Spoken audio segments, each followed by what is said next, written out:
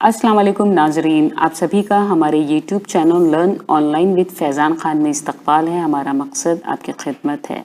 आप अपनी किसी भी जानकारी के लिए हमसे सवाल पूछ सकते हैं। हमारे साथ मौजूद हैं इस्लामिक स्कॉलर मौलाना मुस्तफ़ा नदवी मदनी साहब।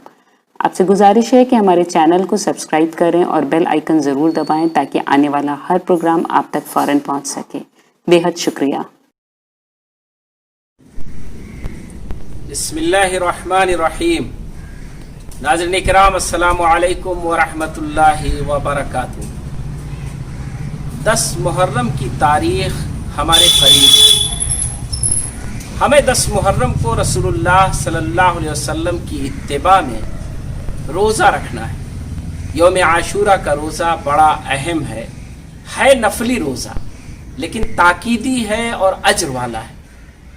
ये भी है कि रसूलुल्लाह सल्लल्लाहु अलैहि वसल्लम ने ख्वाहिश जाहिर की है कि आप 10वीं मुहर्रम के साथ एक रोज़ा और मिला लें, यानी 9 या 10 और 10 या 11, इन 2 दिनों को आप और हम रोज़ा रखें।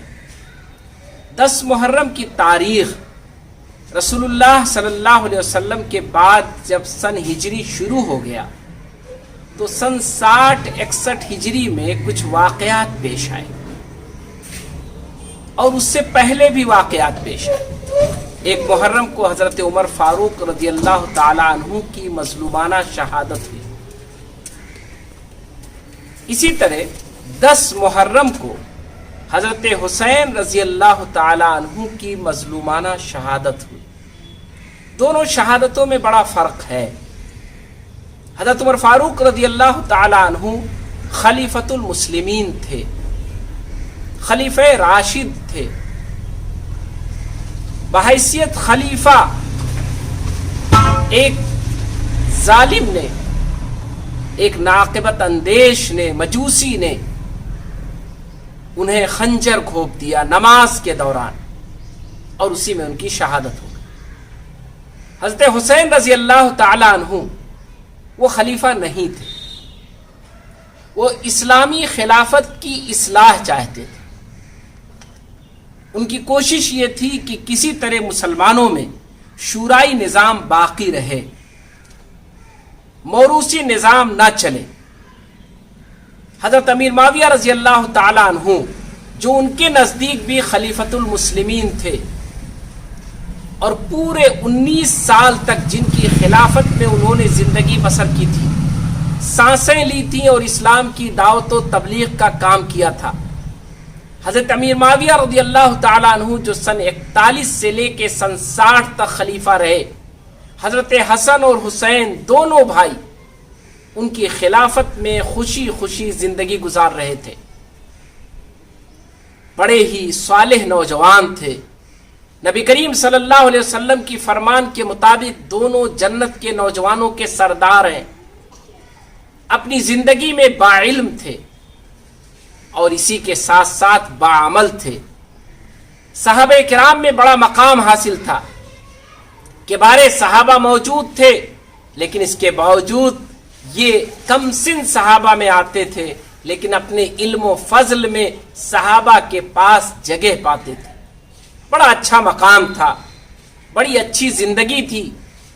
लोग इन्हें निवासे रसूल के तौर पर जानते थे और अहले बैत की लोगों में अहमियत थी।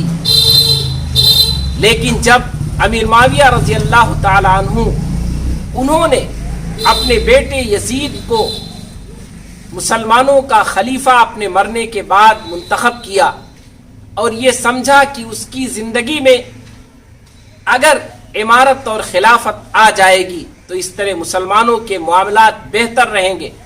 और बड़ी मुश्किलात के बाद जो तकरीबन 4 साल की मुस्तकिल जंगें थीं, सन 36 से लेके सन 40 तक, जिसे हम जंगे सिफ़ीन, जंगे जमल और दीगर बहुत सारे छोटे छोटे वाक़यात के ज़रिए जानते हैं। हज़रत अली रज़ी अल्लाह ताला अन्हु जो चौथे खलीफे राशिद हैं, उनकी पूरी 4 साल ज़िंदगी जो जंग व जदल में गुजरी और मुसलमानों के मामलात बड़े मुंतशिर थे। अमीर माविया रज़ी अल्लाह ताला अन्हु ने बड़े मुश्किल से मुसलमानों के मामलात को यकजा किया था और उसमें सबसे बड़ा रोल हज़रत हसन रज़ी अल्लाह ताला अन्हु का था। حضرت علی رضی اللہ تعالیٰ عنہ کے بڑے بیٹے اور حضرت حسین رضی اللہ تعالیٰ عنہ کے بڑے بھائی، جنہوں نے امیر معاویہ رضی اللہ تعالیٰ عنہ سے مصالحت کی، اور مصالحت کرنے کے بعد مسلمانوں کے معاملات کو انہوں نے اکٹھا کر دیا، اور اس کے نتیجے میں مسلمان 19 سال تک پوری دنیا میں اسلام کی دعوت و تبلیغ دیتے رہے۔ پوری دنیا میں اسلامی دعوت و تبلیغ کا یہ سلسلہ 19 سال تک اس قدر وسیع ہوا کہ ایشیا سے نکل کر افریقہ اور یورپ تک اسلام کی صدائیں پہنچی، اسلام کی دعوت پہنچی، مسلمانوں کے معاملات ان کی خوبیاں پہنچی، اسلام کے لائے ہوئے شریعت کی کارنامے اور اس کی خوبیاں پہنچیں۔ لوگوں نے محسوس کیا کہ اسلام یہ انسانوں کا ایک آخری اللہ کا پیغام، انسانی زندگی اور انسانی سماج کا سب سے بہتر پیغام ہے۔ اس 19 سالہ زندگی میں حضرت امیر معاویہ رضی اللہ تعالیٰ عنہ نے یہ ثابت کر دیا تھا کہ خوشحال معاشرہ کیسے ہوتا ہے، انصاف پسندی کس کو کہتے ہیں، آپس میں انسانی مختلف مذاہب کے ماننے والوں کے تعلقات کیسے ہوتے ہیں، بین الاقوامی سطح پر اخلاقی اور وصولی طور پر مختلف ممالک زندگی کیسے گزار سکتے ہیں۔ انہوں نے یہ ثابت کر دیا تھا کہ جس طرح خلافت راشدہ میں مسلمانوں نے اسلام کو مضبوطی سے پکڑا تھا اور اسلام کی تعلیمات کی روشنی میں اسلامی دعوت کو لے کر آگے بڑھے تھے، انہوں نے بھی اپنی سطح پر اپنے دائرے میں اس چیز کو باقی رکھا تھا، اور یہی وجہ تھی کہ اسلام دن بدن آگے بڑھتا جا رہا تھا اور مسلمان، ان کا سماج، ان کی سوسائٹی اور ان کا ملک خوشحالیوں سے گزر رہا تھا۔